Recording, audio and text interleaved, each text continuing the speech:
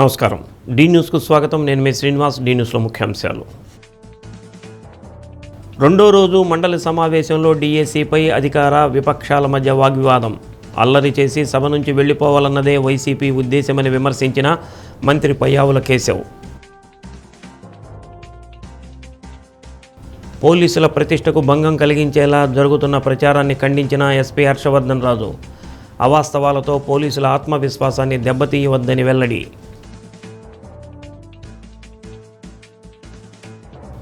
ఆంధ్రకేసరి ప్రకాశం పంతులు జయంతి సందర్భంగా ఏర్పాట్లపై దృష్టి సారించాలని అధికారులను ఆదేశించిన కలెక్టర్ రాజాబాబు. ప్రోటోకాల్ విషయంలో జాగ్రత్తలు పాటించాలని సూచన. శాసన మండలిలో ప్రజా సమస్యలపై మాట్లాడరు. అల్లరి చేసి సభ నుంచి వెళ్లిపోవాలన్నదే వైసీపీ సభ్యుల ఉద్దేశంగా కనిపిస్తుందని మంత్రి పయ్యావుల కేశవ్ విమర్శించారు. మండలి సమావేశాల్లో రెండో రోజు కూడా డిఎస్సి అంశంపై అధికార విపక్షాల మధ్య వాగ్వివాదం జరిగింది. చైర్మన్ మోషన్ రాజు అధ్యక్షతన కార్యకలాపాలు ప్రారంభం కాగానే డిఎస్సి స్పోర్ట్స్ కోటాలో అక్రమాలు జరిగాయని వైసీపీ సభ్యులు వాయిదా తీర్మానం ఇచ్చారు. వాయిదా తీర్మానం తిరస్కరించిన మండలి చైర్మన్ ప్రశ్నోత్తరాలు ప్రారంభించారు. వైసీపీ సభ్యులు చైర్మన్ పోడియం చుట్టూ చేరి ఆందోళనకు దిగారు. ప్రశ్నోత్తరాల సమయంలోనే మండలిలో విపక్ష నేత బొత్స సత్యనారాయణకు చైర్మన్ మాట్లాడే అవకాశం ఇచ్చారు. శాసన మండలిలో డిఎస్సి గురించి చర్చ కోరుతుంటే ప్రభుత్వం ఎందుకు వెనుకంజ వేస్తుందని బొత్స ప్రశ్నించారు. వేరే ఫార్మాట్లో రావాలని బొత్సకు చైర్మన్ చెప్పినా పట్టించుకోలేదు. దీంతో వైసీపీ సభ్యుల తీరుపై శాసనసభ వ్యవహారాల మంత్రి పయ్యావుల కేశవ్ ఆగ్రహం వ్యక్తం చేశారు. చైర్మన్ను అగౌరవపరిచేలా ప్రతిపక్ష సభ్యులు వ్యవహరిస్తున్నారని మండిపడ్డారు. ప్రభుత్వం ఎలా నడపాలనేది ప్రజలు నిర్ణయించారని, ప్రజా తీర్పు ప్రకారమే సభను నిర్వహిస్తున్నామని స్పష్టం చేశారు. డిఎస్సి చాలా ముఖ్యమైన విషయమని బొత్స వాదనకు దిగేందుకు ప్రయత్నించగా పయ్యావుల తీవ్ర అసంతృప్తిని వెలిబుచ్చారు. డిఎస్సి అంటేనే తెలుగుదేశమని, 14 సార్లు డిఎస్సి ఇచ్చామని తెలిపారు. విద్యాశాఖ మంత్రిగా పనిచేసి ఒక్క డిఎస్సి కూడా ఇవ్వని బొత్స ఇప్పుడు డిఎస్సిపై, నిరుద్యోగులపై ప్రేమ ఉన్నట్లు మాట్లాడటం విడ్డూరంగా ఉందని అన్నారు. బొత్స సత్యనారాయణ మాట్లాడుతూ డిఎస్సిపై శాసనసభలో మాట్లాడి మండలిలో చర్చించేందుకు ఎందుకు వెనుకడుగు వేస్తున్నారని ప్రశ్నించారు. వాస్తవ విషయాలు శాసనసభ మాదిరిగానే మండలిలోనూ చర్చించాలని అన్నారు. మెగా డిఎస్సిపై చర్చకు సమయం కేటాయించాలని డిమాండ్ చేశారు. బీఎస్సీలో చర్చించి ఏ అంశాలు చర్చకు పెట్టాలో నిర్ణయించాలని చైర్మన్ మోషన్ రాజు సూచించారు. ఇప్పుడు చైర్ని ఏ రకంగా మీరు అవమానిస్తున్నారు పబ్లిక్ అనేది అర్థమవుతా ఉంది. మనం నేర్చుకున్న సంస్కృతి ఇది అధ్యక్ష. నంబర్ 1, వారు రిప్లై వద్దంటే కూర్చుంటారు.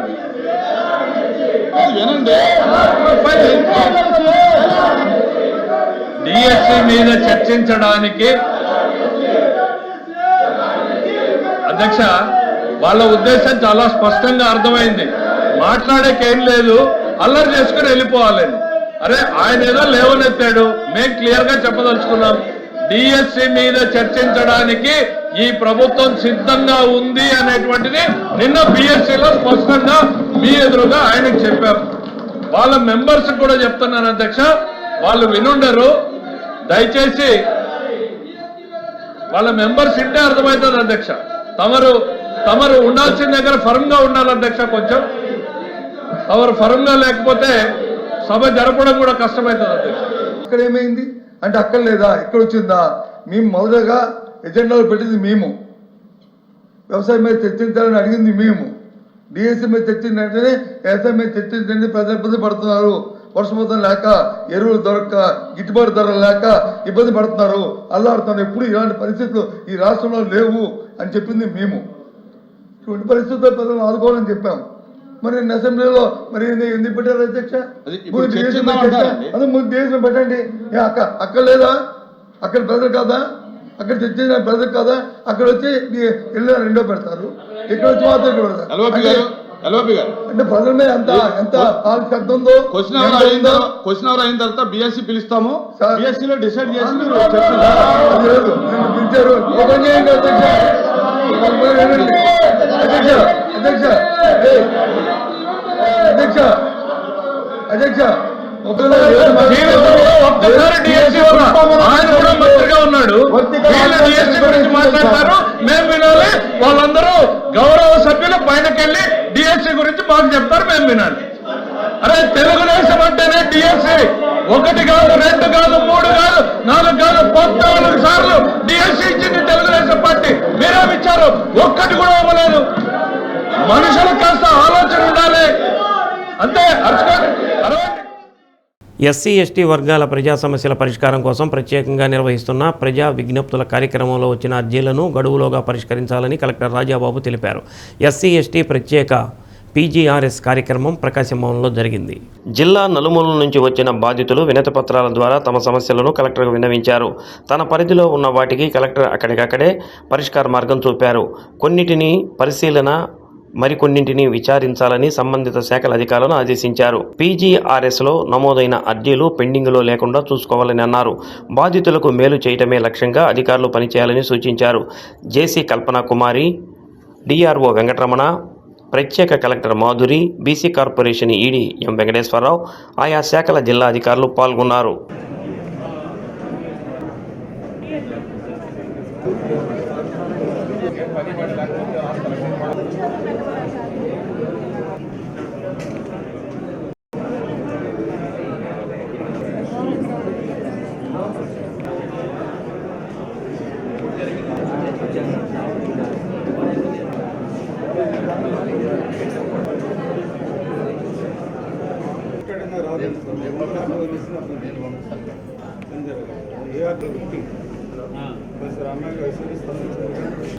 మూడవ తారీఖు ఒంగోలు 2 టౌన్ పోలీస్ స్టేషన్లో పోక్సో ఎస్ఎస్టీ కేసు నమోదైంది. దీనికి సంబంధించి మన కలెక్టర్ ఆఫీసు బ్యాక్ సైడ్ ఉన్నటువంటి విఎన్జీ స్కూల్లో పిఈటి సుబ్బారావు అతను అక్కడ చదువుతున్నటువంటి ఒక 3వ తరగతి విద్యార్థి అతన్ని బాలుణ్ణి లైంగిక వేధింపులు గురి చేశాడు 10 రోజులు. చేస్తే అతని కాపలాగా అబాకస్ టీచర్ అనజ అనే అమ్మాయి కాపలా కాస్తూ ఉండేది. దాంతోపాటుగా వీళ్ళు పిల్లవాడి ద్వారా సమాచారం తెలుసుకున్న తల్లిదండ్రులు, బంధువులు స్కూల్కి వెళ్ళి యాజమాన్యంతో మాట్లాడుతూ ఉంటే సంఘటన గురించి వాళ్ళు పిఈటి సుబ్బారావుకు మద్దతుగా ఈ తల్లిదండ్రుల మీద, బంధువుల మీద దాడి చేసి వీళ్ళని కూడా మీ కులం తక్కువ వాళ్ళని మీరు చేర్చుకొని బుద్ధి తక్కువ అని చెప్పేసి కులం పేరుతో దూషించి దాడి చేయడం జరిగింది. అయితే ఈ కేసులో ముద్దైనటువంటి పిఈటి సుబ్బారావుని అరెస్ట్ చేసి రిమాండ్ పంపడం జరిగింది. అయితే ఇతనికి ఎవరైతే సహకరించారో అబాకస్ టీచర్ని, యాజమాన్యాన్ని ఇంతవరకు కూడా వాళ్ళని అరెస్ట్ చేయలేదు. తక్షణమే ఆ అనుజాని, యాజమాన్యాన్ని అరెస్ట్ చేయాలని మేము డిమాండ్ చేస్తూ ఉన్నాము.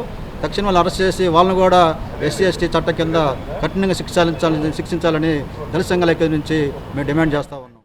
అవాస్తవాలతో పోలీసుల ఆత్మవిశ్వాసాన్ని దెబ్బతీయవద్దని ఎస్పీ హర్షవర్ధన్ రాజు అన్నారు. పోలీసుల కారులో గంజాయి అంటూ ప్రచారం సమంజసం కాదని అన్నారు. అద్దంకి పోలీస్ స్టేషన్లో నిర్వహించిన మీడియా సమావేశంలో వివరాలు వెల్లడించారు.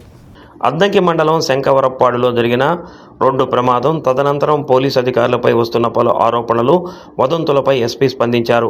పోలీసుల ప్రతిష్టకు భంగం కలిగించేలా పలు వర్గాల్లో జరుగుతున్న ప్రచారాన్ని ఆయన తీవ్రంగా ఖండించారు. రోడ్డు ప్రమాదం జరిగిన వెంటనే ఘటనా స్థలానికి సమీపంలో ఉన్న 2 ఎస్ఐలు తక్షణమే స్పందించారు. వారు తమ గుర్తింపు తెలపడమే కాకుండా స్థానికులు మరికొందరికి సమాచారం అందించి ప్రమాద స్థలానికి వాహనాలను రప్పించారు. 108 అంబులెన్స్కు ఫోన్ చేసి పోలీసులు స్వయంగా బాధితులను అంబులెన్సులో ఆసుపత్రికి తరలించారు. తీవ్ర గాయాలైన వ్యక్తిని మెరుగైన వైద్యం కోసం వెంకటరమణ ఆసుపత్రికి షిఫ్ట్ చేయడంలోనూ ఎస్ఐలు బాధ్యతాయుతంగా వ్యవహరించారు. వీటికి సంబంధించిన వీడియో ఆధారాలు కూడా అందుబాటులో ఉన్నాయని ఎస్పీ తెలిపారు. బాధితులకు సహాయం చేసిన ఎస్ఐలు మద్యం మత్తులో ఉన్నారని, సిగరెట్లు తాగుతూ నిర్లక్ష్యంగా వ్యవహరించారనే ప్రచారంలో ఏమాత్రం నిజం లేదని స్పష్టం చేశారు. సంఘటనా స్థలంలో ఉన్నంతసేపు అధికారులు ఎవరితోనూ దురుసుగా ప్రవర్తించలేదని, పూర్తి బాధ్యతతో పనిచేశారని తెలిపారు. ఆలయం వద్ద నిర్వహించిన తనిఖీల్లో కేసు నమోదు నిమిత్తం ముందే సీజ్ చేసిన గంజాయి, మద్యం బాటిళ్లను ఆ వాహనంలో రవాణా చేస్తున్నట్టు తెలిపారు. దీనికి సంబంధించిన కేసు నమోదు ప్రక్రియ పూర్తయిందని, కోర్టుకు సమగ్ర వివరాలు సమర్పిస్తామని అన్నారు. ప్రమాదం జరిగిన నాటి నుంచి ఆసుపత్రికి తరలించే వరకు ఎస్ఐలు ఎక్కడా పారిపోలేదని, బాధ్యతాయుతంగా వ్యవహరించారని వివరించారు. ఎటువంటి గొడవలకు తావివ్వకుండా విధులకు కట్టుబడి పనిచేసిన అధికారులపై లేనిపోని అసత్య ప్రచారాలు చేయడం తగదని హెచ్చరించారు. బాధ్యతాయుతంగా పనిచేసిన పోలీసు అధికారులపై అసత్య ప్రచారాలు చేయడం సరికాదని అన్నారు. అన్ని విషయాలపై పారదర్శకమైన ఆధారాలు ఉన్నాయని అన్నారు. అంటే పోలీసు యొక్క దాని మీద అనుమానం కలిగించే విధంగా లేకపోతే వాళ్ళ మీద ఒక కైండ్ ఆఫ్ ఇంప్రెషన్ కలిగించే విధంగా కొన్ని విషయాలు చెప్పడం జరిగింది. ఒకటి, పోలీసులు పారిపోయారు అక్కడి నుంచి యాక్సిడెంట్ అయిన వెంటనే. 2 ఏంటి ఎస్ఐ దిగిన అప్పుడు అక్కడ ఉన్న వాళ్ళు మాట్లాడుతుంటే సిగరెట్ తాగాడు. 2, 3 వెహికల్లో గాంజా ఉంది. ఎందుకు గాంజా ఉంది? 3, 4 తాగిన మత్తులో ఉన్నారు. ఎస్ఐస్ తాగిన మత్తులో ఉన్నారు. కానీ ఈ 4 విషయాల గురించి మాట్లాడటం జరిగింది. దీంట్లో ఒకటి చూసుకున్నట్లయితే, 1 యాక్సిడెంట్ జరిగింది. వాస్తవం, దాన్ని ఎవరు కాదనలేరు, దాన్ని ఏమి ఎవరు చేయలేరు కూడా. యాక్సిడెంట్స్ అవుతాయి. యాక్సిడెంట్ అయిన వెంటనే ఫస్ట్ ఎస్ఐ బలిపురవ వాళ్ళ ఎస్ఐస్ ఇద్దరు కూడా వాళ్ళ ఐడెంటిటీ చెప్పారు, మేము పలానా అని చెప్పారు. అండ్ ఇక్కడ ఉన్న వాళ్ళందరికీ కూడా ఎస్ఐలు ఎప్పటి నుంచో చేసిన వాళ్ళు సుపరిచితం, వాళ్ళు తెలుసు. 108కి కూడా ఎస్ఐనే కాల్ చేశారు. అండ్ వాళ్ళకి తెలిసిన వ్యక్తులకు కూడా ఇక్కడ యాక్సిడెంట్ అయిందని చెప్పి వాళ్ళు తెలిసిన వ్యక్తులకి చెప్పి వెహికల్స్ కూడా తెప్పించారు. 108 వచ్చేంతవరకు చేసేంతవరకు కూడా ఎస్ఐలు అక్కడే ఉన్నారు. అండ్ ఇక్కడ స్టేషన్ నుంచి కూడా ఎస్ఐ అక్కడ వెళ్ళిన తర్వాత ఈ ముగ్గురు కలిసి ఆ క్షతగాతులు ఎవరికైతే ఇంజూర్డ్ ఉన్నారో వాళ్ళందరినీ కూడా అంబులెన్స్ ఎక్కించడం జరిగింది. అంబులెన్స్ లో ఎక్కించి 108లో హాస్పిటల్ పంపించడం జరిగింది. అయిన తర్వాత సబ్ ఇన్స్పెక్టర్స్ హాస్పిటల్కి కూడా వెళ్ళారు. దానికి మనకి వీడియో ఎవిడెన్స్ కూడా ఉంది. హాస్పిటల్కి వెళ్ళి అక్కడ వాళ్ళని చేసి దాంట్లో ఒకరికి కొంచెం ఎక్కువగా ఇంజురీ అయింది అని అంటే వాళ్ళని వెంకటరమణ హాస్పిటల్కి షిఫ్ట్ చేసేదాన్ని కూడా మా ఎస్ఐసి షిఫ్ట్ చేశారు. అండ్ ఎస్ఐ హాస్పిటల్ దగ్గర ఉన్న దానికి కూడా మాకు వీడియో ఎవిడెన్స్ ఉంది. సో దీంట్లో ఎస్ఐలు పారిపోయారు, ఎస్ఐలు తాగిన మత్తులో ఉన్నారు, వాళ్ళు చేశారనేది మటుకు అది పూర్తిగా అవాస్తవం. అది కరెక్ట్ కానే కాదు. నంబర్ 1, తాగారు, ఎస్ఐలు తాగిన మత్తులో అన్నది. సిగరెట్ దిగగానే సిగరెట్ తాగారన్నారు. అది చేసే టైంలో మా అద్దంకి ఎస్ఐ గారు కూడా అక్కడే ఉన్నారు. అది కూడా పూర్తిగా అవాస్తవం. 3వ విషయము, బండిలో గాంజా ఉంది, ప్రైవేట్ వెహికల్లో వస్తున్నారంటే అవును, అందరికి తెలిసిన విషయం. వాళ్ళు అక్కడి నుంచి టెంపుల్ నుంచి వస్తున్నారు. వాళ్ళు టెంపుల్కి వెళ్ళారు, టెంపుల్ నుంచి వస్తున్నారు. వచ్చిన క్రమంలో మా ఇన్ఫర్మేషన్ దానికి సంబంధించి గాంజా, ఒక కేసుకు సంబంధించిన గాంజా మా వాళ్ళు సీజ్ చేశారు గాంజా. సో సీజ్ చేసిన గాంజా వెహికల్లో ఉంది. ఆ లిక్కర్ బాటిల్ కూడా సీజ్ చేశారు, లిక్కర్ బాటిల్ కూడా వెహికల్లో ఉంది. సో దానికి సంబంధించినవన్నీ కూడా నిన్న కేసు రిజిస్టర్ చేస్తాం, అది కోర్టులో ప్రొడ్యూస్ చేస్తాం. దానికి సంబంధించి ప్రాపర్గా విచారణ చేసి దానికి సంబంధించి కోర్టుకి అన్ని కూడా డీటెయిల్స్ ఇస్తాము. సో ఈ 4 విషయాలు ఏదైతే కొంచెము పోలీసులో వాళ్ళ యొక్క దీని మీద చెప్తున్నా 4 కూడా కరెక్ట్ కదా, దవాసం అని చెప్పి తెలియజేస్తున్నాము. అయితే ఇంకా దీంట్లో ఈ ప్రైవేట్ వెహికల్ అన్నారు, అదన్నారు, అవన్నీ కూడా మనము పోలీస్ అనే వాళ్ళు రకరకాల ఆపరేషన్స్ చేస్తారండి. అంటే యాక్సిడెంట్ అంటాము, డ్యూటీలో ఉన్నప్పుడు యాక్సిడెంట్ జరగడం అనేది కొంచెము అది కరెక్ట్ కాదు. కొంచెం చూసుకోవాల్సిన అవసరం, కొంచెం జాగ్రత్త తీసుకోవాలి. అయితే అది కూడా ఏంటంటే అనుకోని పరిస్థితి. ఒక అతను బైక్ లోంచి ఆపోజిట్ వెహికల్లో రావడం, ఈవెన్ ఆటో కూడా ఆపోజిట్ వెహికల్లో రావడం వల్ల ఇది తప్పించిపోయి దానికి అయింది తప్పితే అది కూడా వేరే విషయంగా కాదు. అయినప్పటికీ కూడా వాళ్ళకి యాక్సిడెంట్ అయింది, అది మనం చింతిస్తున్నాం. దానికి సంబంధించి మనం ఏదైతే డిసిప్లిన్ యాక్షన్ తీసుకోవాలో కొంచెం వాళ్ళ రోడ్ సేఫ్టీ దానికి సంబంధించి అది కూడా తీసుకుంటాము. దాన్ని ఎగ్జాజరేట్ చేయటం కొంచెం చేసేందువల్ల పోలీసు యొక్క ఆత్మస్థైర్యాన్ని దెబ్బతీసినట్లయితే కొంచెం ఆలోచించుకోవాలా. అందరూ ఇక్కడ ఉన్న ఆఫీసర్స్ అందరూ కూడా చాలా చిత్తశుద్ధితో ప్రజలకి మంచి చేయాలన్న ఇదిలో చేస్తాం. ఈ మధ్య చూసినట్లయితే రోడ్ సేఫ్టీ గురించి కూడా మనం నామ్ హైవేలో కానీ చాలా మనము చర్యలు తీసుకున్నాము. కాబట్టి దయచేసి ప్రజలందరికీ కూడా కావచ్చు, అందరికీ కూడా కొంచెం ఇటువంటి విషయాల్లో ఉన్నప్పుడు కొంచెం సమయం పాటించి కొంచెం పరిస్థితిని అర్థం చేసుకొని అన్ని విషయాలు కరెక్ట్గా తెలుసుకొని ఏదైనా కానీ దాని గురించి చెప్పినట్లయితే బాగుంటుంది. ఉంది కదా అని చెప్పి మనకు ఉన్న ఆలోచనలు ఉన్న వాటిని టకటక చెప్పడం వల్ల మళ్ళీ దానికి రకరకాల సమాధానాలు ఇవ్వడం చాలా కష్టం. కూటమి ప్రభుత్వం అధికారంలోకి వచ్చి 2 ఏళ్ల సంబరాలు జరుపుకుంటుంటే ఒంగోలు నగరపాలక సంస్థ మాత్రం గత ప్రభుత్వ వైసీపీ సేవలోనే తరించిపోతుంది. రాష్ట్రంలో అధికార మార్పిడి జరిగిన తర్వాత గత ప్రభుత్వం తాలూకు ఆనవాళ్లు లేకుండా యంత్రాంగం చర్యలు తీసుకుంటుంది. కొత్తగా వచ్చిన ప్రభుత్వ ప్రాధాన్యత అంశాలను ప్రచార రూపంలో అధిక ప్రాధాన్యత ఇస్తుంది. నగరపాలక సంస్థలో చెత్త సేకరించేందుకు 60 వాహనాలను వైసీపీ ప్రభుత్వం సమకూర్చింది. ఆ వాహనాలపై వైసీపీ 3 రంగులు కనిపించేలా రంగులు వేశారు. అదే రంగులతో ఇప్పటికీ చెత్త సేకరించే వాహనాలు ప్రజల ఇళ్ల ముంగిటకు ప్రతిరోజు వెళుతున్నాయి. కొసమెరుపు ఏమిటంటే ఆ వాహనాల డ్రైవర్ సీటు పక్క సీటుకు ఉండే డోరుపై క్లీన్ ఆంధ్రప్రదేశ్ అని రాసి ఉంది. దాని కిందనే ఇది జగనన్న స్వచ్ఛ సంకల్పం అని రాసి ఉండటం గమనార్హం. ప్రతిరోజు ఆయా డివిజన్లకు ఈ వాహనాలు వెళుతూ గత ప్రభుత్వం తాలూకు ప్రచారాన్ని చెప్పకనే చెబుతున్నాయన్న విమర్శలు వినిపిస్తున్నాయి. దీనిపై నగరపాలక సంస్థ అధికారులు స్పందించి తగిన చర్యలు తీసుకోవాల్సిన అవసరం ఉంది.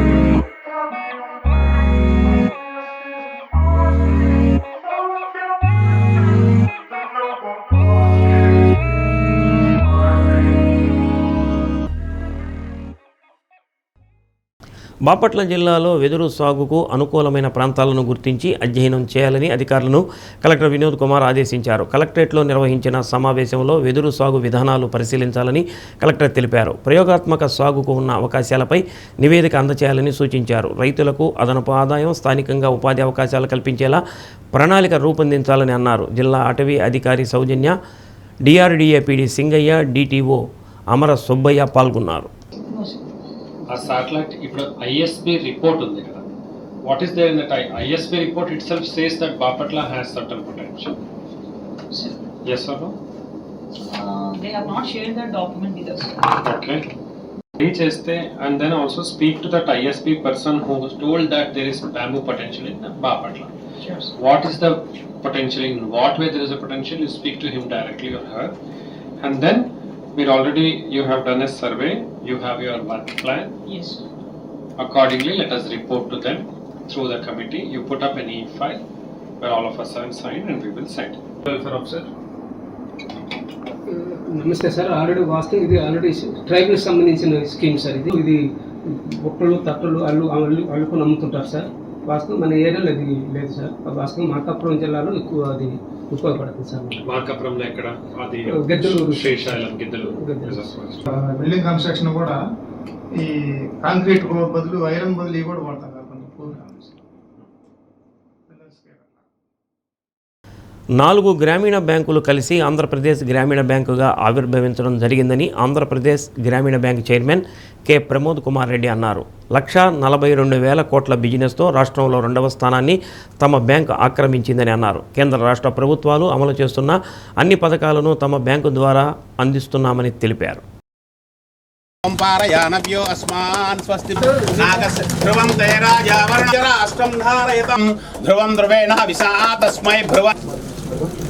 సుజాత నగర్ 5వ లైన్లో ఆంధ్రప్రదేశ్ గ్రామీణ బ్యాంకు వద్ద నూతనంగా క్యాష్ రీసైకిల్ మిషన్ ఏటీఎం సెంటర్ను చైర్మన్ ప్రారంభించారు.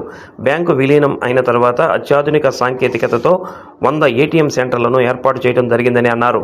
ఏటీఎం ద్వారా నగదు విత్డ్రా చేసుకోవడమే కాకుండా ఏ బ్యాంక్ అకౌంట్కైనా ఈ ఏటీఎం మిషన్ నుంచి నగదు డిపాజిట్ చేసే అవకాశం కల్పించినట్టు తెలిపారు. 24 గంటలు ఈ ఏటీఎం సెంటర్ పనిచేస్తుందని అన్నారు. మహిళలకు, చిన్న మధ్యతరగతి వ్యాపారులకు, రైతులకు వ్యవసాయ రుణాలు అందిస్తున్నామని తెలిపారు. డిపాజిట్లపై అత్యధిక వడ్డీ రేట్లను తమ బ్యాంకు ద్వారా అందిస్తున్నట్టు చెప్పారు. GM GV Prasad, RM Yusuf Ali, branch manager BVS Narayana Chowdary సిబ్బంది పాల్గొన్నారు. సో ఆంధ్రప్రదేశ్ గ్రామీణ బ్యాంక్ గత సంవత్సరము రాష్ట్రంలో ఉన్నటువంటి 4 గ్రామీణ బ్యాంకులను ఏకీకృతం చేస్తూ కేంద్ర ప్రభుత్వ నిర్ణయం ప్రకారం ఆంధ్రప్రదేశ్ గ్రామీణ బ్యాంకు ఏర్పాటు చేయడం జరిగింది. సో లాస్ట్ 1 ఇయర్ నుంచి కూడా ఆంధ్రప్రదేశ్ గ్రామీణ బ్యాంక్ రాష్ట్రంలో చాలా ఇంపార్టెంట్ రోల్ నిర్వహిస్తూ దాదాపుగా 1,42,000 కోట్ల వ్యాపారంతో రాష్ట్రంలోనే 2వ అతిపెద్ద బ్యాంక్గా అవతరించడం జరిగింది. సో దాదాపుగా 190% ప్రాధాన్యత రంగానికి రుణాలని అందిస్తూ వ్యవసాయానికి కానీ, తర్వాత చిన్న మధ్యతరహా పరిశ్రమలకు మరియు వ్యవసాయ ఇతర సంబంధమైనటువంటి వివిధ వర్గాలకి రుణాలను అందిస్తూ రాష్ట్రంలోనే చాలా ఇంపార్టెంట్ బ్యాంక్గా ఇప్పుడు అవతరించింది. అయితే విలీన ప్రక్రియ తర్వాత ఏటీఎంస్ వ్యవస్థను బలోపేతం చేస్తూ మొట్టమొదటిసారిగా క్యాష్ రీసైక్లర్ మెషిన్, అంటే ఏటీఎం అమౌంట్ విత్డ్రా చేయడానికి, అమౌంట్ వేయటానికి అనువుగా సరికొత్త నూతనమైనటువంటి మెషిన్ సౌకర్యాన్ని ముందుకు తీసుకురావడం జరిగింది. సో ఇందులో భాగంగానే ఈ సంవత్సరం దాదాపుగా 100 ఏటీఎంలను, అత్యాధునికమైనటువంటి ఏటీఎం మెషిన్లను ఇవాళ ఈ శాఖ ద్వారా మేము ఇంట్రడ్యూస్ చేయడం జరిగింది. మనం ఎప్పుడైతే అన్ని 4 ఆర్ఆర్బీస్ అమాల్గమేషన్ అయిన తర్వాత మన ఐటీ ఇంటిగ్రేషన్ మొత్తం కంప్లీట్ అయ్యి మొత్తం ఒకటే ఐటీ ప్లాట్ఫామ్ మీదకి వచ్చాము. ఆ తర్వాత ఏమైందంటే ఏటీఎంస్ని మళ్ళీ బలోపేతం చేయడం కోసం, ప్లస్ అంతకుముందున్న ఏటీఎంస్ పాతవైన అందులో ఓన్లీ క్యాష్ విత్డ్రా చేసుకోవడం మాత్రమే ఉంది. కానీ ఇప్పుడు మేము ఇది ఇంట్రడ్యూస్ చేసింది ఏంటంటే దీంట్లో మీరు క్యాష్ వేసుకోవచ్చు, అలానే తీసుకోవచ్చు. సో మీరు ఈ బ్రాంచ్లో ఉన్న కస్టమర్లు వాళ్ళ ఖాతాల్లోనే డబ్బులు వేసుకోవాల్సిన అవసరం కూడా లేదు.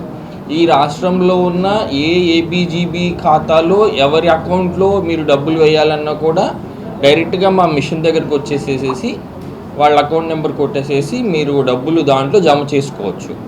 సో మీరు డబ్బులు జమ చేసుకుంటే ఇప్పటిదాకా ఏదైనా బ్రాంచ్కి వెళ్ళాలి, ఆ time to time cash open అయిందా లేదో చూసుకోవాలి, ఆ టైంలోనే వెళ్ళి మీరు నగ చేసుకోవాల్సినగా ఉండేది. ఇప్పుడు మేము ఇచ్చిన ఈ మిషన్ ద్వారా మీకు 24/7 ఎప్పుడైనా సరే ఏ ఖాతాదారు వాళ్ళ అకౌంట్లో కన్నా మీరు నగదు జమ చేసుకోవాలనుకుంటే మీరు డైరెక్ట్గా ఏ మిషన్ కన్నా వెళ్ళేసేసేసి ఆ ఖాతాదారు నెంబరు కొట్టేసేసేసి మీరు అందులో నగదు జమ చేసుకునే సదుపాయం కల్పించబడినది. సో ఈ సందర్భంగా ఖాతాదారులందరూ ఈ అవకాశాన్ని వాడుకొని ఆఫ్టర్ అమాల్గమేషన్ అంటే విలీన ప్రక్రియ తర్వాత బ్యాంక్ మరిన్ని సదుపాయాలు తీసుకొచ్చింది. అండ్ దానిలో భాగంగానే డిజిటల్ సదుపాయాలని మరింత అభివృద్ధి పరుస్తూ ఈ ఏటీఎంని అది ఒంగోలులో ఫస్ట్గా స్టార్ట్ చేయడం చాలా మంచి విషయం. సో ఖాతాదారులు దీన్ని సద్వినియోగం చేసుకోగలరు. అలాగే ఈ విలీన ప్రక్రియ తర్వాత మనకు బ్యాంక్ తీసుకొచ్చిన ముఖ్య సదుపాయాలు ఏంటంటే రైతులకు 3 లక్షల వరకు వడ్డీ లేని అంటే 7% ఇంట్రెస్ట్ ఉంది అండ్ మార్ట్గేజ్ అవసరం లేదు అండ్ ఎటువంటి ఛార్జీలు లేవు. అలాగే డ్వాక్రా మహిళలకు కూడా ఎటువంటి ఛార్జీలు లేవు. రీటైల్ ఎంఎస్ఎంఈ అన్ని లోన్స్ కూడా రెడ్యూస్డ్ అంటే మంచి final rate of interest offer చేస్తున్నాము. సో ఈ సదుపాయాలు అందరూ సద్వినియోగం చేసుకోవాలి. అందరూ బ్యాంక్లో ఖాతా ఓపెన్ చేసుకొని అండ్ ఈ ఫెసిలిటీస్ని మరింత ఉపయోగించుకుంటే కేంద్ర రాష్ట్ర ప్రభుత్వాలు అవలంబిస్తున్న కార్మిక ప్రజా వ్యతిరేక విధానాలను నిరసిస్తూ ఏఐటీయూసీ జిల్లా శాఖ ఆధ్వర్యంలో కలెక్టరేట్ వద్ద ధర్నా నిర్వహించారు. గతంలో ఏదైనా ఒక సంస్థలో 100 మంది పనిచేస్తే వారికి కార్మిక చట్టాలు వర్తించేవని ఏఐటీయూసీ రాష్ట్ర ఉపాధ్యక్షుడు దామా అంకయ్య అన్నారు. ఇప్పుడు ఆ సంఖ్యను 300కు పెంచడం వల్ల కార్మికులు కార్మిక చట్టాలకు దూరం చేశారని అన్నారు. కనీస వేతనం 26,000 ఇవ్వాలని, సమాన పనికి సమాన వేతనం ఇవ్వాలని డిమాండ్ చేశారు. 4 లేబర్ కోడ్లు రద్దు చేసి 44 కార్మిక చట్టాలు అమలు చేయాలని కోరారు. ఏఐటీయూసీ జిల్లా అధ్యక్షుడు ప్రభాకర్, జిల్లా గౌరవ అధ్యక్షుడు ఎస్డి సర్దార్, జిల్లా వర్కింగ్ ప్రెసిడెంట్ షేక్ అబ్దుల్ సత్తార్, కార్యదర్శి కొత్తకోట వెంకటేశ్వర్లు పాల్గొన్నారు. ఏపీ రైతు సంఘం జిల్లా అధ్యక్షుడు హనుమారెడ్డి సంఘీభావం తెలిపారు.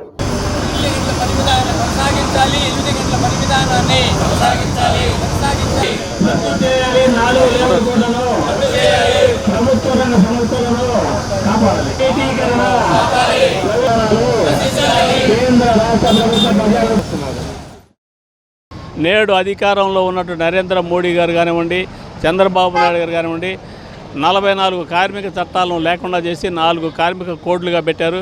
ఈ కోడ్ల వల్ల కార్మికుల యొక్క హక్కులు హరించబడుతున్నాయి.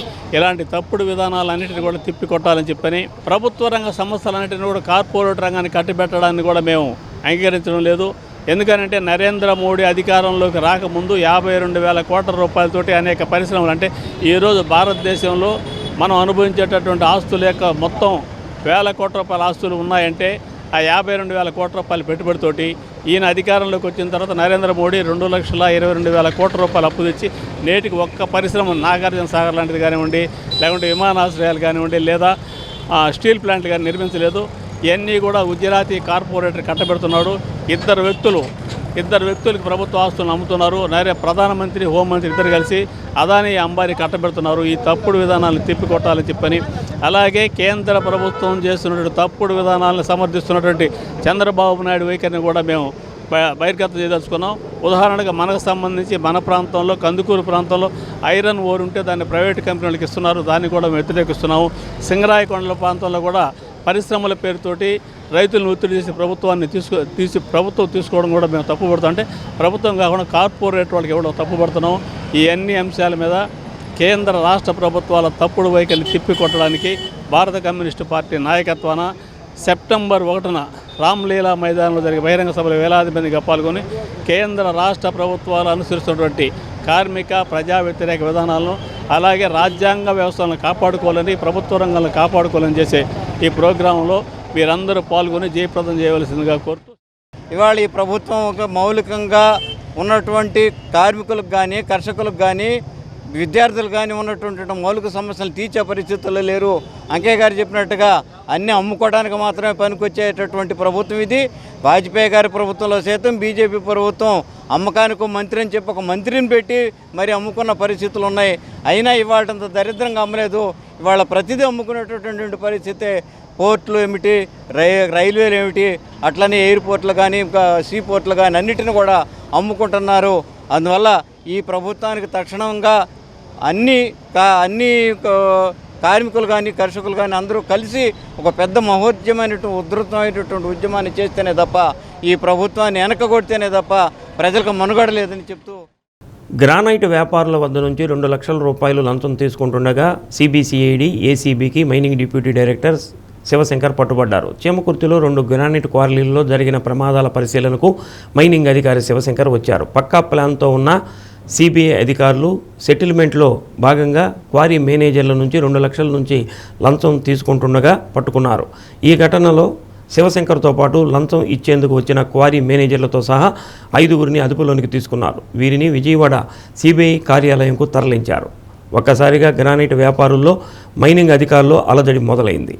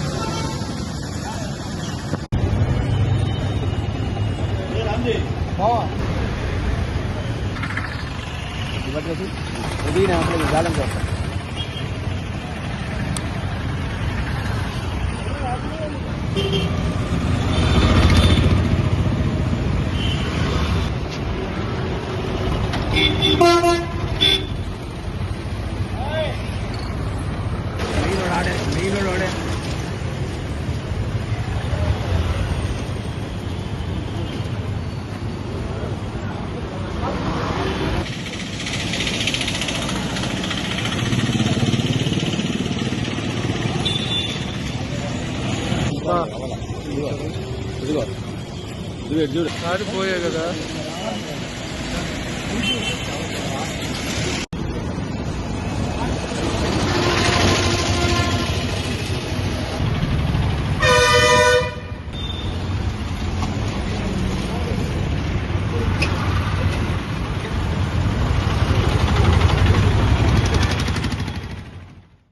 ఆంధ్రకేసరి టంగుటూరి ప్రకాశం పంతులు జయంతి ఉత్సవాల నిర్వహణకు అవసరమైన ఏర్పాట్లపై ఇప్పటి నుంచే దృష్టి సారించాలని కలెక్టర్ రాజాబాబు తెలిపారు. ఈ నెల 23వ తేదీన ప్రకాశం పంతులు జయంతి నేపథ్యంలో వేడుకల నిర్వహణపై గ్రీవెన్స్ హాల్లో జాయింట్ కలెక్టర్ కల్పనా కుమారితో కలిసి సంబంధిత శాఖల అధికారులతో ప్రత్యేక సమావేశం నిర్వహించారు. ప్రకాశం భవనం, వినోదరాయునిపాలెం, దేవరంపాడులలో కూడా ఈ వేడుకలు నిర్వహించేలా ఏర్పాట్లు చేయాలని అన్నారు. సంబంధిత శాఖలు సమన్వయంతో పనిచేయాలని, ఆహ్వాన పత్రాల అందచేత సాంస్కృతిక కార్యక్రమాల నిర్వహణ, ప్రోటోకాల్ విషయాల్లో ఎలాంటి నిర్లక్ష్యం లేకుండా వ్యవహరించాలని కలెక్టర్ స్పష్టం చేశారు. DRO PV Ramana, ZP CEO Chiranjeevi, DPO Anupama, DEO CV Renuka, DRDA PD Narayana, DWMA PD Joseph Kumar, Panchayati Raj SC Ashok, జిల్లా బీసీ సంక్షేమ అధికారి నిర్మలా జ్యోతి, ఆర్డీఓ చంద్రశేఖర్ నాయుడు అధికారులు పాల్గొన్నారు. టంగుటూరి ప్రకాశం పంతులు గారి బర్త్ యానివర్సరీ 23/8/2026 నాడు ఉంది. దీనికి సంబంధించి మనము ప్రిపరేటరీ మీటింగ్ మనం ఏర్పాటు చేసుకుంటున్నాం. అప్పుడు దీనికి సంబంధించి ఏ అధికారి ఎటువంటి విధులు నిర్వర్తించాలనే విషయం మీద మనం మాట్లాడుకోవడం జరుగుతుంది. ముందుగా ప్రకాశం భవనం కలెక్టరేట్ ఆఫీస్లో ఉన్న ప్రకాశం భవనం దగ్గరలో ఉన్న వారి యొక్క స్టాట్యూకి సంబంధించి ఆ రోజు Garland of the Andhra-Kesari Tanguturi Prakasham Pantulu statue by the Honorable Ministers and MPs and MLCs and MLAs and the District Collector and other dignitaries. So, ఆ రోజు ఆ విగ్రహానికి హానమూల మంత్రి గారు, అదేవిధంగా ఎంపీ గారు, అదేవిధంగా ఎమ్మెల్యేలు, గౌరవ కలెక్టర్ గారు కూడా గార్లాండ్ చేస్తుంటారు. కాబట్టి మరి ఆ విగ్రహం పరిసరాలు అన్నీ కూడా పరిశుభ్రంగా ఉంచి మరి గార్లాండ్ వేయడానికి సిద్ధంగా మనం తయారు చేయించాలి. మరి ఈ విషయంలో మరి మున్సిపల్ కమిషనర్ గారు, అదేవిధంగా ఇతర అధికారులందరూ కూడా మరి పాల్గొని ఆ రోజు గార్లాండ్ వేయడానికి స్టాట్యూని అనంతపురం జిల్లా తాడిపత్రిలో భారీగా గోవా మద్యం పట్టుబడింది. గోవా నుంచి తాడిపత్రికి అక్రమంగా తరలిస్తున్న మద్యాన్ని పోలీసులు పట్టుకున్నారు. తాడిపత్రి రైల్వే స్టేషన్ ఫ్లైఓవర్ వద్ద అనుమానాస్పదంగా ఉన్న లారీని పోలీసులు తనిఖీ చేశారు. లారీ క్యాబిన్ వెనుక భాగంలో కింద ప్రత్యేకంగా ఏర్పాటు చేసిన బాక్సులో భారీగా మద్యం బాటిళ్లు ఉన్నట్లు పోలీసులు గుర్తించారు. దాదాపు 400 బాటిళ్లను స్వాధీనం చేసుకున్నారు. లారీకి 2 నంబర్ ప్లేట్లు ఉండటాన్ని పోలీసులు గుర్తించారు. ఒకటి కర్ణాటక రాష్ట్రానికి చెందిన నెంబర్ ప్లేట్ కాగా మరొకటి ఏపీ నెంబర్ ప్లేట్ ఉన్నట్లు గుర్తించారు. తాడిపత్రి పట్టణ సిఐ ఆరోహణ్ రావు ఆధ్వర్యంలో పోలీసులు తనిఖీలు చేపట్టి లారీతో పాటు మద్యాన్ని స్వాధీనం చేసుకున్నారు. అక్రమ మద్యం రవాణా వెనుక ఎవరెవరు ఉన్నారనే కోణంలో పోలీసులు దర్యాప్తు చేస్తున్నారు.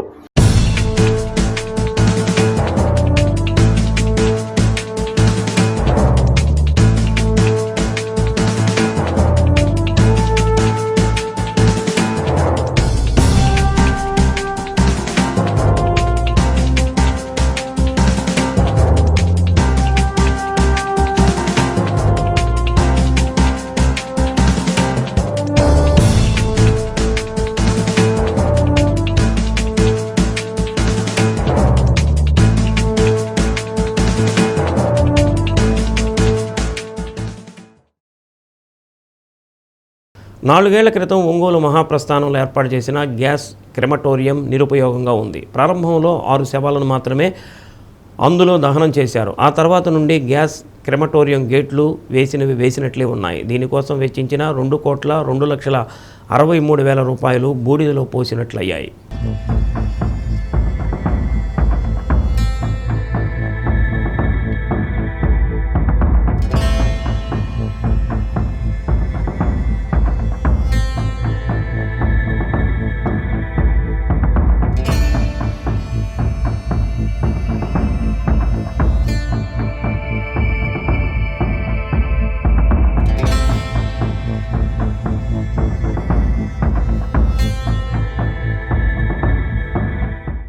ఒంగోలు ఆర్టీసీ బస్టాండ్కు సమీపంలో మహాప్రస్థానంలో వారంలో 2-3 శవాలు దహనం చేసేందుకు వస్తాయి. గ్యాస్ క్రెమటోరియం వినియోగంలో లేకపోవడంతో పాత పద్ధతుల్లో కట్టెలతో దహనం చేస్తున్నారు. దీనివల్ల పొగతో పాటు దుర్వాసన ఎక్కువగా వస్తుంది. ఈ కారణంగా చుట్టుపక్కల ప్రాంతాల వారు ఇబ్బందులు పడుతున్నారు. 2023-24లో స్టార్ట్ చేశారు. ఇంతవరకు అనాథ సేవలను కానీ ఎవరైనా ఈ సేవలు కానీ కాల్చడానికి కానీ ఏదైనా ఇంతవరకు వర్కౌట్ కావాలి. దీనికి శాంక్షన్ 2,02,37,00,000 శాంక్షన్ అయింది. ఇంతవరకు దీని వరకు ఎటువంటిది ఏది కానీ ప్రాసెస్ కాలేదు. ఎమ్మెల్యే గారు కానీ వాళ్ళు మున్సిపాలిటీ కమిషనర్ గారు కానీ దీని గురించి ఒకసారి ఆలోచించి ఇది స్టార్ట్ చేస్తే ఇక్కడ శవాలను కాల్చడానికి చాలా ఇబ్బందిగా ఉంది. వాళ్ళు అడిగినప్పుడు దీనికి బిల్లు పెండింగ్ ఉందంట. ఈ బిల్లు పెండింగ్ క్లియర్ అయితే అది శాంక్షన్ చేస్తున్నారు వాళ్ళు. వీళ్ళకి వచ్చినప్పుడు అది చేస్తున్నారు. ఇప్పుడుకి లేవు, ఏడు లేవు, ఓన్లీ కాల్పులే ఉన్నాయి. కాల్పులకి కూడా ఆడ చాలా ఇబ్బంది పడుతున్నారు జనాలు. 1-2 వచ్చినప్పుడు చాలా ఇబ్బంది పడుతున్నారు. దీనిని దృష్టిలో ఉంచుకొని వైసీపీ ప్రభుత్వం 2023 జూన్ 9న 2 కోట్లతో గ్యాస్ క్రెమటోరియం ఏర్పాటు చేసి ఒక్కో శవాన్ని దహనం చేసేందుకు 5,000 రూపాయలు నిర్ణయించారు. అయితే ఒక్కో శవాన్ని దహనం చేసేందుకు 8 పెద్ద గ్యాస్ సిలిండర్లు వాడుతున్నారు. ప్రారంభంలో 40 గ్యాస్ సిలిండర్లు ఇవ్వగా 6 శవాలను మాత్రమే దహనం చేశారు. ఆ తర్వాత నుండి అక్కడ శవ దహనం చేసే వారికి అసలు కష్టాలు మొదలయ్యాయి. తగిన సంఖ్యలో గ్యాస్ సిలిండర్లు లేకపోవడంతో శవాన్ని దహనం చేసే సమయంలో సగం శరీరం మాత్రమే కాలేది. మిగిలిన శరీరం తీసుకువెళ్ళి పక్కనే సిద్ధంగా చేసుకున్న కట్టెలపై కాల్చి బూడిద చేసేవారు. గ్యాస్ క్రెమటోరియం వినియోగంలో సిలిండర్ల వాడకం ఎక్కువ అవుతుండటం, సిలిండర్ల కొరత ఉండటంతో ఎలక్ట్రిసిటీ ద్వారా దహన ప్రక్రియ చేపట్టాలని ప్రజలు కోరుతున్నారు. స్టాండ్ దగ్గర శ్మశానంలో గ్యాస్ కెమిటోరియాన్ని ఏర్పాటు చేశారు 2023లో. ఈ కెమిటోరియం జనాలందరూ సౌకర్యవార్థం తక్కువ ధరకి చేయటం కోసం ఈ కెమిటోరియాన్ని పెట్టారు. కానీ దీనికి డబ్బులు 2,63,00,000 ఖర్చు పెట్టినా పని చేయట్లేదు. కారణం ఏంటంటే గ్యాస్ పొయ్యిలు సరైనవి కావు, మంచివి కావు. దాన్ని శాస్త్రీయంగా పెట్టలేని కారణంగా సగం శవం కాలి సగం శవం కాలటంలా. అందుకని 5-6 శవాలు కాల్చిన తర్వాత దీన్ని ఆపేయడం జరిగింది. కాబట్టి అధికారులతో దృష్టికి అనేక సార్లు తీసుకెళ్ళిన ప్రజలు ప్రజలు తీసుకెళ్ళినా అధికారులు బాగా చేస్తామంటున్నా కానీ చేయట్లేదు. కాబట్టి దీన్ని వెంటనే బాగా చేయాలా, బాగా చేసి ప్రజలకు అందుబాటులోకి తీసుకోవాలా, తక్కువ ధరకి దీన్ని ఇవ్వాలా. అదేవిధంగా దీన్ని బాగా చేయకుండా ప్రభుత్వము అనేక సార్లు శ్మశానానికి డబ్బులు ఖర్చు పెట్టామని చెప్తా ఉన్నారు. ఖర్చు పెడితే ఇటువంటి అన్ని శ్మశానాలు పెట్టాలా. ఈరోజు అన్ని శ్మశానాలు పెట్టకపోతే కట్టల రేటు పెరిగిపోయినాయి, ఆయిల్ రేటు పెరిగిపోయినాయి, అన్ని రకాల రేట్లు పెరిగిపోయిన కారణంగా శవానికి ఆడాలంటే 15,000 రూపాయలు ఖర్చు కూడా అవుతుంది.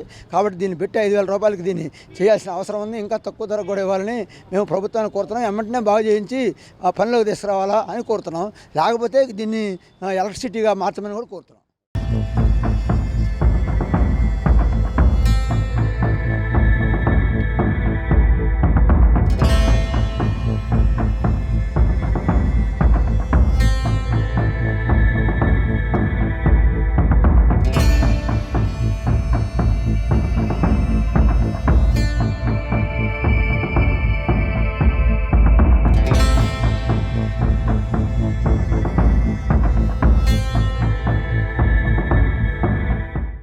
అద్దంకి ఆర్డీఓ కార్యాలయంలో నిర్వహించిన పీజీఆర్ఎస్ కార్యక్రమంలో ప్రజల నుంచి అందిన ఫిర్యాదులపై ఆర్డీఓ విజయ జ్యోతికుమారి వివరాలు తెలిపారు. 7 అర్జీలు వచ్చాయని వాటిని సిటిజన్ చార్టర్ నిబంధనల ప్రకారం సమగ్రంగా పరిశీలించి పరిష్కరిస్తామని తెలిపారు.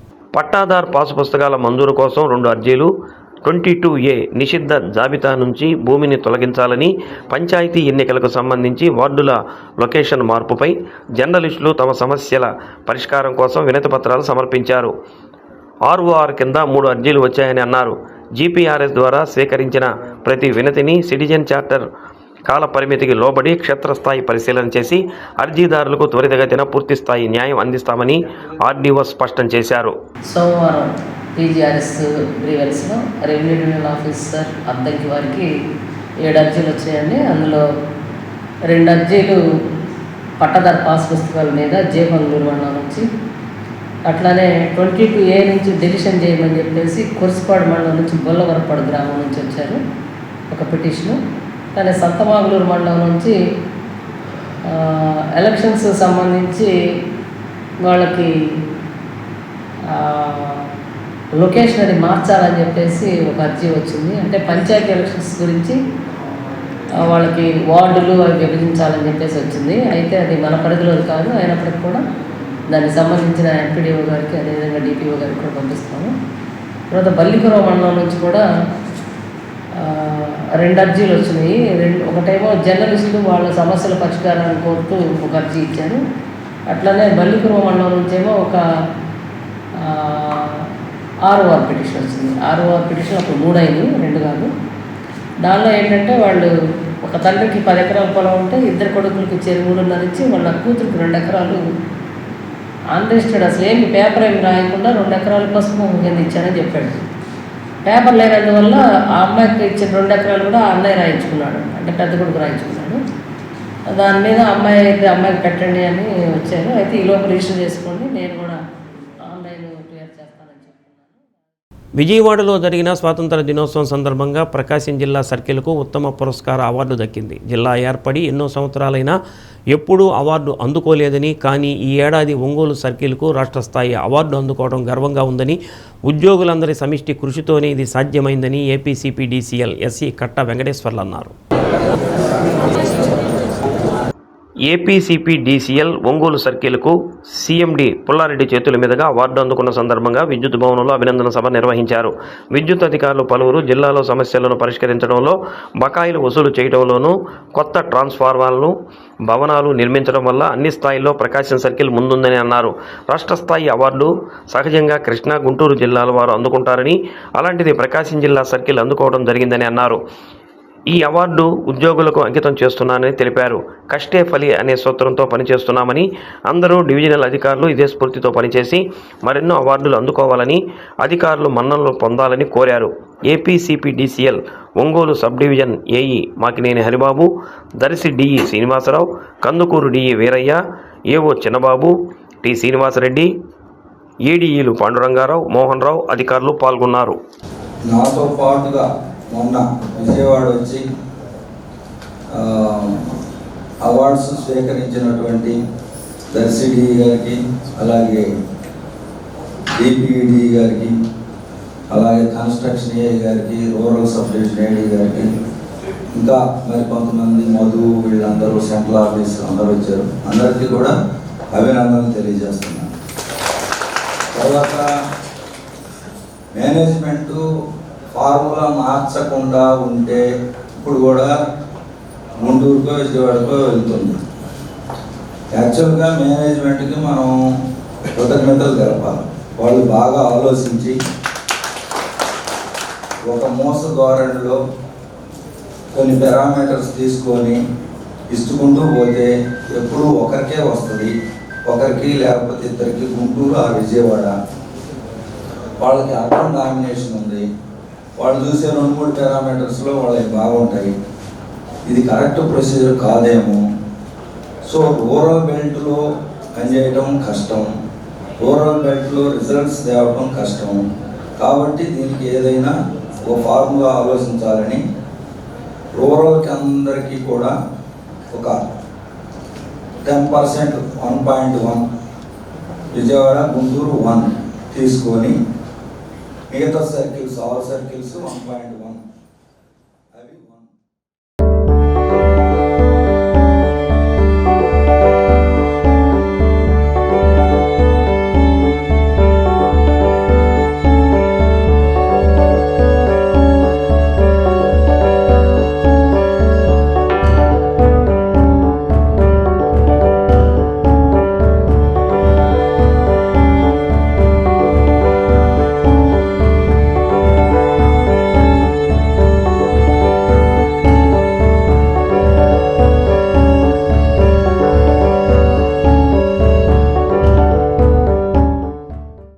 మార్కాపురం డ్రైవర్స్ కాలనీలో కార్డన్ సెర్చ్లో భాగంగా కాలనీలోని ప్రతి ఇంటిని తనిఖీ చేశారు. ఆన్లైన్ మోసాలు, గంజాయి వల్ల కలిగే నష్టాలపై ప్రజలకు అవగాహన కల్పించారు. మైనర్లకు బైకులు ఇచ్చి ప్రోత్సహించకూడదని తల్లిదండ్రులకు తెలిపారు. సరైన పత్రాలు లేని 34 బైకులు సీజ్ చేసినట్లు సిఐ అల్తాఫ్ హుసేన్ తెలిపారు. పట్టణ, రూరల్ ఎస్ఐలు, పోలీస్ సిబ్బంది పాల్గొన్నారు.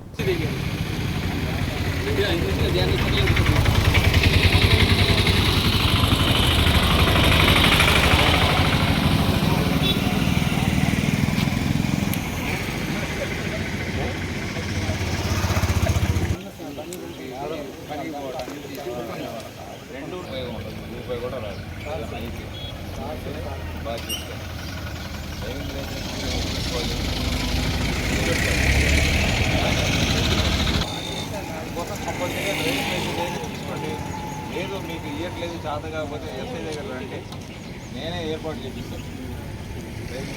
ఓకేనా? మీరు అట్లా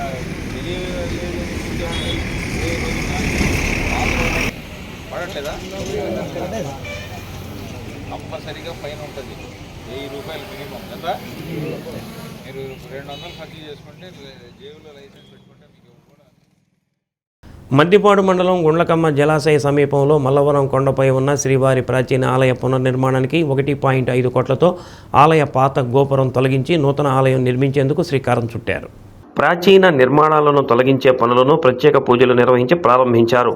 పురాతన ఆలయం కావడంతో పోలీసు, రెవెన్యూ, దేవాదాయ శాఖ అధికారుల పర్యవేక్షణలో చేపడుతున్నట్లు ఆలయ trust board chairman Marneni Raghava, EO Leelakrishna తెలిపారు. ఆలయ ప్రాశస్త్యాన్ని కాపాడుతూ భక్తుల సౌకర్యాలకు అనుగుణంగా మరింత అభివృద్ధి చేస్తామని తెలిపారు. దాతలు మార్నేని కృష్ణారావు, నారిపెద్ది వరహాల చౌదరి, గుండ్లపల్లి శ్రీనివాస్, ప్రధాన అర్చకులు నారాయణ వెంకటాచార్యులు, రాజశేఖరాచార్యులు, పలు గ్రామాలకు చెందిన భక్తులు పాల్గొన్నారు.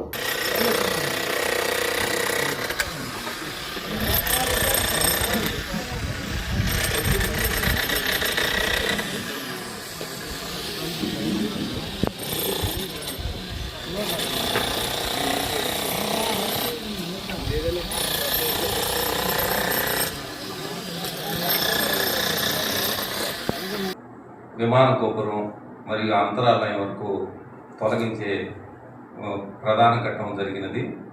దీనికి ముందు బాలాలయం ఏర్పాటు ఇవన్నీ కూడా ఏర్పాటు చేసుకోవడం జరిగింది. అదేవిధంగా ఈ ఆలయ పునర్నిర్మాణం కొరకు మన ఎమ్మెల్యే బిఎన్ విజయ్ కుమార్ గారు ₹1 కోటి సిజిఎఫ్ ఫండ్ను శాంక్షన్ చేశారు. దానికి తోడు 50 లక్షలు మ్యాచింగ్ కంట్రిబ్యూషన్తో ప్రస్తుతం గర్భగుడి, విమాన గోపురం, అంతరాలయ నిర్మాణం వరకు కార్యక్రమం చేపట్టాము. తదుపరి మండపం, అలాగే ఆంజనేయ స్వామి గుడితో సహా మొత్తం కూడా ఎస్టిమేషన్ ఏర్పాటు చేసి దానికి కూడా ప్రభుత్వ నిధులు తీసుకొచ్చే ప్రయత్నం చేయడానికి ట్రస్ట్ బోర్డు కమిటీ చాలా తీవ్రంగా కృషి చేస్తుంది. మా సంకల్పం గుడి మొత్తం కూడా ఆంజనేయ స్వామి గుడి వరకు కూడా కట్టాలనే సంకల్పంతో ముందుకెళ్తున్నాము. దీనికోసం మన ప్రీతమ ఎమ్మెల్యే బిఎన్ విజయ్ కుమార్ గారు కూడా మాకు పూర్తి సహకారం అందిస్తున్నారు. అదేవిధంగా ప్రజలు కూడా మల్లవరం కానీ చుట్టుపక్కల గ్రామస్తులు కానీ దాతలు కానీ పూర్తి సహకారం అందిస్తున్నారు కనుక ఈ గుడి పూర్తి నిర్మాణం 3 సంవత్సరాల లోపల. ఎర్రగొండపాలెం వేగినాటి కోటయ్య నగర్లో పోలీసులు కార్డన్ సెర్చ్ నిర్వహించారు. అసాంఘిక కార్యకలాపాలకు అడ్డుకట్ట వేసేందుకు ముందస్తు చర్యల్లో భాగంగా కాలనీలోని ఇళ్లను క్షుణ్ణంగా తనిఖీ చేశారు. అనుమానాస్పద వ్యక్తులు, వస్తువులతో పాటు వాహనాలను పరిశీలించారు. సరైన ధ్రువపత్రాలు లేని 16 ద్విచక్ర వాహనాలను స్వాధీనం చేసుకున్నారు. పత్రాలను పరిశీలించిన అనంతరం నిబంధనల ప్రకారం చర్యలు తీసుకుంటామని తెలిపారు.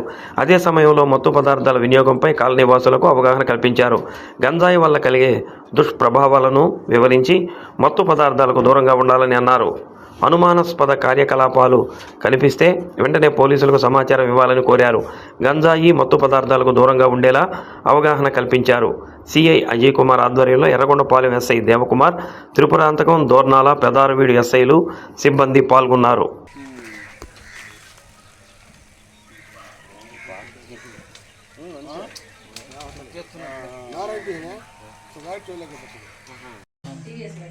మీరేం పని చేస్తారు?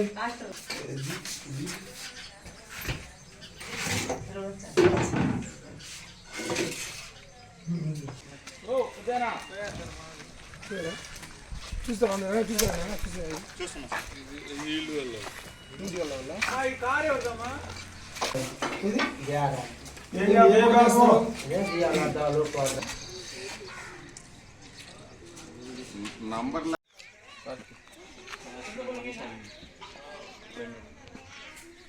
అంతే కొంచెం ఎవరంటే మామ ఏం పేరు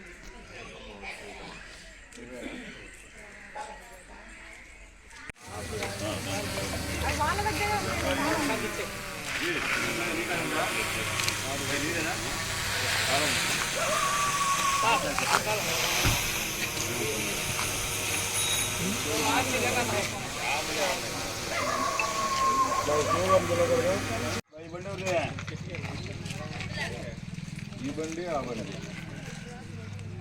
బండికి నంబర్ ఎందుకు లేదు? ఓకే, ఎస్టీ కాదు, నంబర్ అవసరం లేదు. పడుతున్నారు నంబర్ లేకుండా దొంగతనాలు చేస్తున్నారా? నంబర్ బ్లాక్ అయిపోయిందా? అదేమన్నా ఫోన్ నంబరా?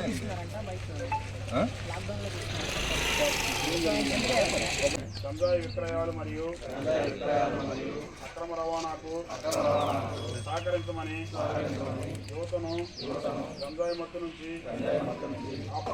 గంజాయి సంబంధిత అక్రమ కార్యకలాపాలు అధికారులకు తెలియజేస్తామని ఆరోగ్యకరమైన సురక్షితమైన గ్రామ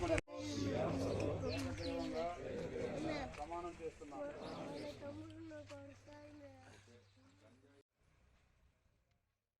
చీరాల ఫ్లైఓవర్ బ్రిడ్జి కింద రైలు పట్టాలపై గుర్తు తెలియని మహిళ మృతి చెందింది.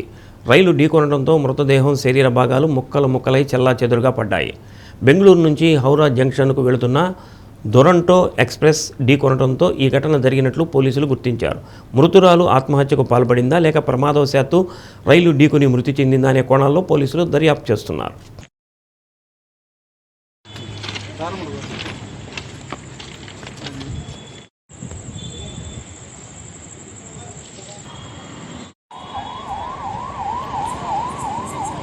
ఇప్పుడు వచ్చి మాట్లాడతాడు ఆమెతో.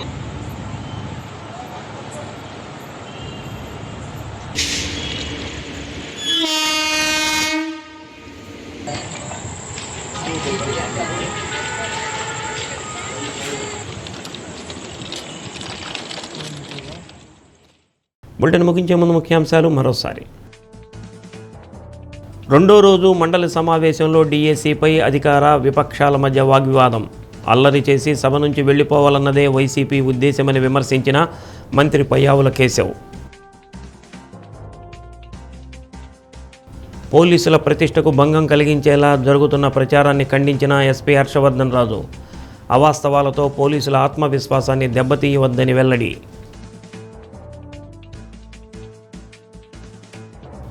ఆంధ్రకేసరి ప్రకాశం పంతులు జయంతి సందర్భంగా ఏర్పాట్లపై దృష్టి సారించాలని అధికారులను ఆదేశించిన కలెక్టర్ రాజాబాబు. ప్రోటోకాల్ విషయంలో జాగ్రత్తలు పాటించాలని సూచన. డి న్యూస్లో నేటి మాట. మనిషి మరణించినప్పుడు పాడెమోయడాన్ని పుణ్యంగా భావిస్తారు, కానీ బ్రతికి ఉన్న వ్యక్తికి ఆసరాగా నిలవడాన్ని భారంగా భావిస్తారు కొందరు. డి న్యూస్ ఇంతటితో సమాప్తం. నమస్కారం.